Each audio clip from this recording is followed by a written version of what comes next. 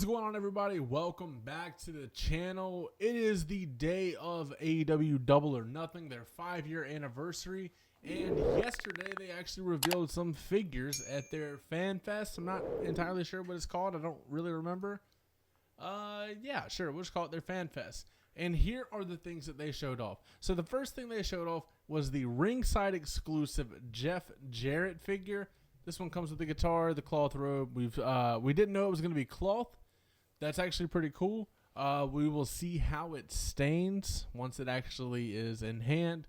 But this one looks pretty good, and you guys know I'm always iffy on AEW product, but I am excited for this one, and I have high expectations because what I see here actually looks pretty good. Another thing they showed off is the ringside exclusive Jay White, which we saw go up for pre-order a couple days ago.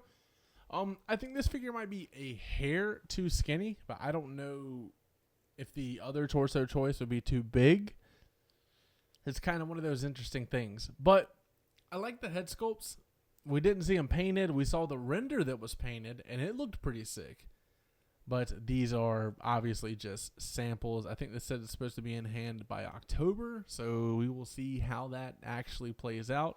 But I am excited for this Jay White, and it's nice that he is getting an official release besides a micro brawler, because those things aren't too fun to collect. The next thing we saw was, Unmatched Series 10 Kenny Omega. I do not recall which Kenny gear this actually is off the top of my head, but he is going to be matching the Young Bucks as well.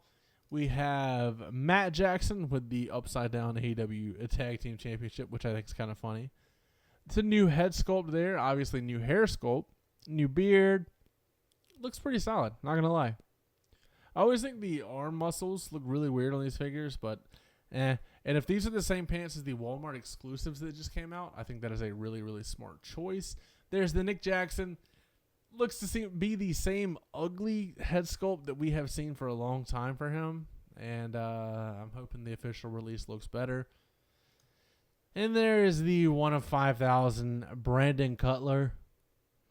I think this one is going to be all brand new sculpt, except maybe the legs could have some reuse. Maybe the arms could have some reuse. But new accessory, new shoulder bag, face mask, head sculpt, hand molds. This one's pretty cool. And if I remember correctly, this is like a rainbow tiger design, and it looks pretty cool. So I am excited to get a Brandon Cutler figure, believe it or not. Up next, we saw Unmatched Series 10, Kyle O'Reilly. Now, this one, whoever posed him should honestly be fault. That was not the way to do it. The head sculpt looks a little iffy. His last Elite that came out in WWE, the War Games Elite. Was that the last Elite? Yeah, that was the last Elite. The head sculpt on that one looked really, really good. So we will have to see what this looks like painted before I make a final judgment. And then we have Unmatched Series 10 Adam Copeland, better known as Edge. I think this head sculpt looks really good, which is surprising. I have heard that Magic Olmos, the guy that has me blocked, does a lot of their head sculpts on the ones that everybody says are really good. So I have high expectations for this one as well. He does have the entrance pose hands, and it looks like his right hand is wrapped up. So we will have to see what this looks like when it actually comes out. And there's the back of the jacket. Obviously, that's going to have some deco hits up there. It's going to be weird picking up an Adam Copeland figure. I'm not going to lie. Then we have Adam Cole. I'm assuming this is going to be in his Owen Hart tournament finale attire in the pink and black. Comes with the title, the one that we're getting with the Target exclusive Britt Baker. And I made a comment on my Instagram story about them having the hands and the wrong arm, which is, you would think it'd be something that would be pretty standard, but evidently not. So we will see. I hope this one has better proportions than the last release. And I'm anxious to see how that head sculpt comes out in person, because the expressive ones are always really, really Yeah, you know what I mean. Daniel Garcia, Unrivaled Series 15. I get that they're going for the dance pose here with the cloth towel.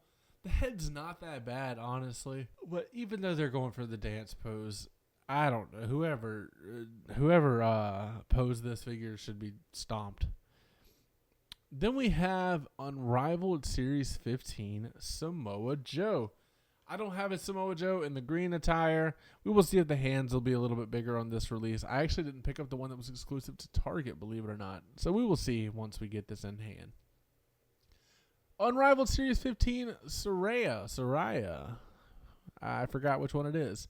Like 3XR points out here, about time the pale skin tone works on the figures because she is pale. The renders look pretty solid on this one, so I am excited there. And I hope it delivers. I think the jacket needs to be a little more saturated, and I'm anxious to see how the tattoo details actually work in person. The next thing they showed off is a Brody King figure with some face paint. Didn't say what series, didn't say what event it's from. This is basically the same exact figure as the last Brody Kings we have gotten, except face paint. So if you value that, go for it. Even though I think their Brody Kings are some of the best figures that they put out. We have a new Darby Allin in a weird pink orange. I mean, you could argue it's either color. This one's different. And it's just not different enough to justify picking it up just at first glance. I don't know. Unless they can tie it to a specific match or something.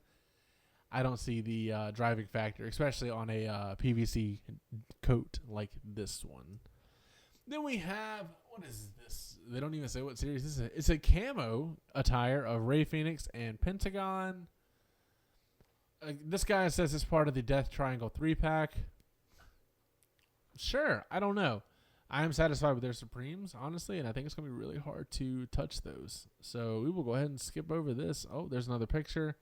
I mean, they do look pretty sick. If you're a camo guy, I guess, you know, like everybody around me in the South, go for it. But I might get these since they're limited and then just kind of not open them.